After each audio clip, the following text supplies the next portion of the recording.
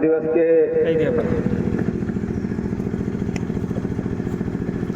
बैठक के अध्यक्ष जी, जो यहाँ के जिला अध्यक्ष हैं, और अभी अभी हमारे बीच में उनको जाना पड़ा। उनके लड़के का एक्सीडेंट हुआ एक जगह।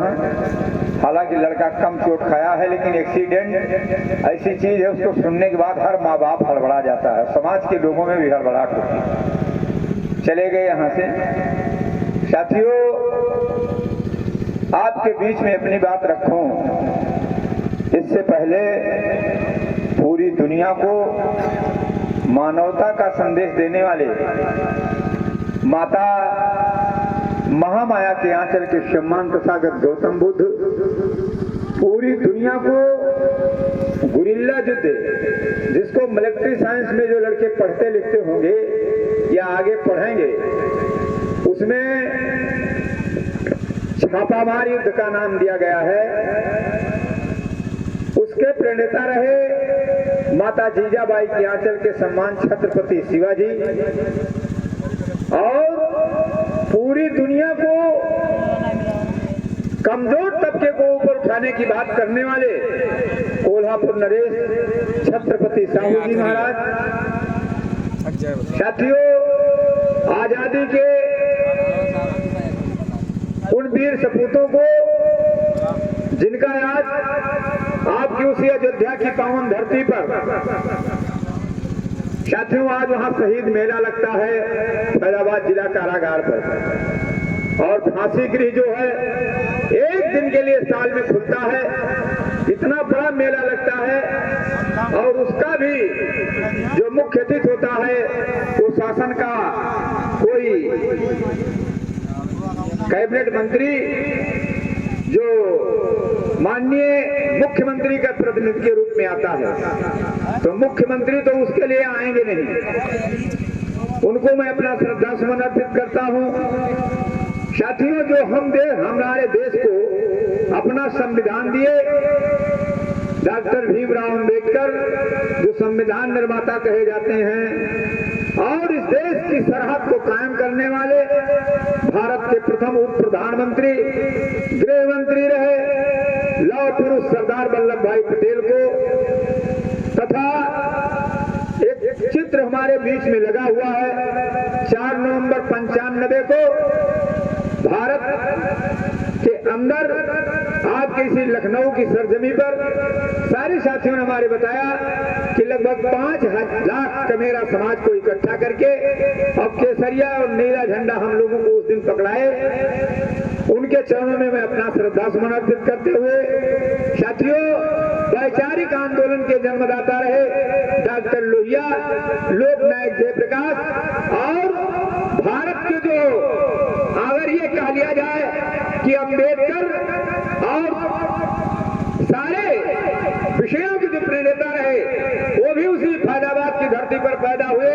आचार्य नरेंद्र देव जो खत्री ब्राह्मण थे, साथियों, उनके ऐसे साथियों के चरणों में मैं अपना श्रद्धा सुमन अर्पित करते हुए, हमारे बीच में आए हुए बनारस की धरती से चल करके आए हुए वर्ष 1972 में भारत के सबसे बड़े संस्कृत विश्वविद्यालय के आप छात्र संघ का चुनाव लड़ करके छात्र आंदोलन से जुड़ने वाले हम लोगों के गुरु डॉक्टर रविन्द्रनाथ द्विवेदी जी, जो अपना दल बलिहारी पार्टी है उसके बौद्धिक मंच के अध्यक्ष हैं, संघर्षों के साथी, और हमारे हाई पावर कमेटी के चेयरमैन, जिनको भी आप सुन रहे थे, बहुत ओजस्वी भाषण है आपका, भैया चंद्र प्रताप एडवोकेट जी, संगठन के प्रदेश अध्यक्ष आदरणीय भाई गुरशरण जी, और जिनको आज इस परिनिर्वाण दिवस के अवसर पर यहाँ प्रदेश के महासचिव का पदभार मंच के माध्यम से दिया गया, भाई धनीराम जी, संचालक साथी वकील साहब, और भाई नंद किशोर जी, महिला विंग की राष्ट्रीय महासचिव बेटी दिशा पटेल जी, इस जिले की महिला जिला अध्यक्ष खुशबू बौद्ध जी बैठे हुए हमारे साथ में आए हुए, साथ में चल करके आए हुए जनपद अयोध्या से भाई विजय गुप्ता जी, और जो प्रदेश के मीडिया का काम देखते हैं आदरणीय भाई सुमित जी, हमारे प्रदेश युवा मंच के प्रदेश उपाध्यक्ष भाई श्याम जी पटेल जी, उनके साथ में एक साथी नौजवान आए हैं भाई दीपक गुप्ता जी, भाई विजय गुप्ता जी, और जो भी साथी हमारे वहां से आए हैं श्रावस्ती से, सारे साथियों का मुझे नाम नहीं जानकारी है। आप सारे साथियों को आज इस नाते बधाई देना चाहते हैं कि हम तो ये मानकर चले थे कि चलेंगे भाई, आज हम बहराइच के नौजवानों से कुछ बातचीत करेंगे अपना दल बलिहारी के विषय में। साथियों, आपके हाथ में एक पर्चा दिया गया है, जिन साथियों के साथ में पर्चा नहीं गया है, मेरा आपसे हाथ जोड़ के करबद्ध निवेदन है, वो पर्चा लेकर के जाइएगा। पर्चा बनाया गया है जिसपे लिखा गया अपना दल बलिहारी ही क्यों। मित्रों, थोड़ी सी बात हम भी आपसे करना चाहते हैं। आखिर कौन सी ऐसी बात है कि 4 नवंबर 95 को एक नई पार्टी बनाना पड़ा। उसके पहले हम आपको बताना चाहते हैं साथियों कि भारत के जो चुनाव आयोग है उसके अंदर 1680 रजिस्टर्ड पार्टियां थीं। 1680 पार्टियों के बाद एक पार्टी ऐसी हुई जिसका नाम अपना दल 4 नवंबर 95 को रखा गया। तो आखिर जो काम 1680 पार्टियां नहीं कर पाई वो अपना दल कैसे करता, इसके लिए आपको बहुत ध्यान से इस बात को सोचना होगा। मित्रों, दल बना, जिस रोज दल बना, इंजीनियर बलिहारी पटेल ने दल का नाम अपना दल रखा और उसका राष्ट्रीय अध्यक्ष डॉक्टर सोनेलाल पटेल को बनाया गया। इन्होंने कहा था कि भारत में 3 समस्याएं हैं। उन्होंने कहा उस दिन कि भारत में 3 समस्या है। पहली समस्या 4 नवंबर 95 को बाबूजी ने कहा, बलिहारी बाबूजी ने, कि पहली समस्या इस देश में गरीबी है। दूसरी समस्या उन्होंने बताया कि देश में सांप्रदायिकता है। तीसरी समस्या उन्होंने बताया कि देश में भ्रष्टाचार है।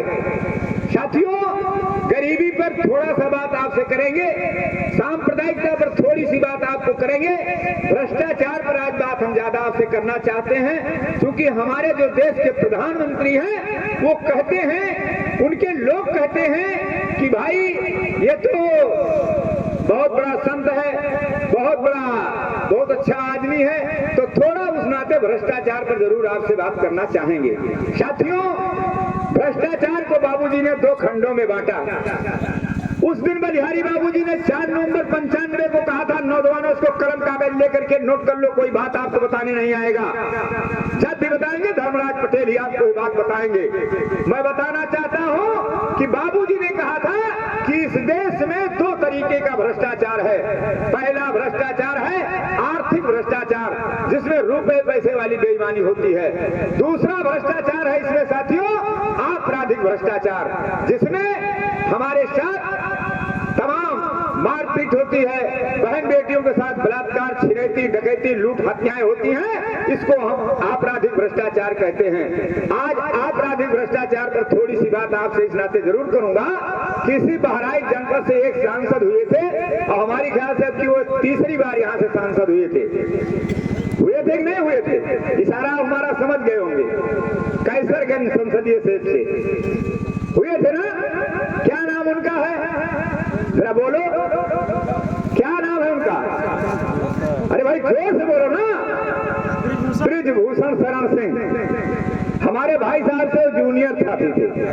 ये 3 बार जिला पंचायत हुए, संजोग रहा कि ये विधायक नहीं बन पाए और इनका पैर छू करके वो आदमी नमस्कार करता था। लेकिन भ्रष्टाचार की ऐसी लत होती है कि भ्रष्टाचार में लिपटा तो भ्रष्टाचार में बढ़ता गया।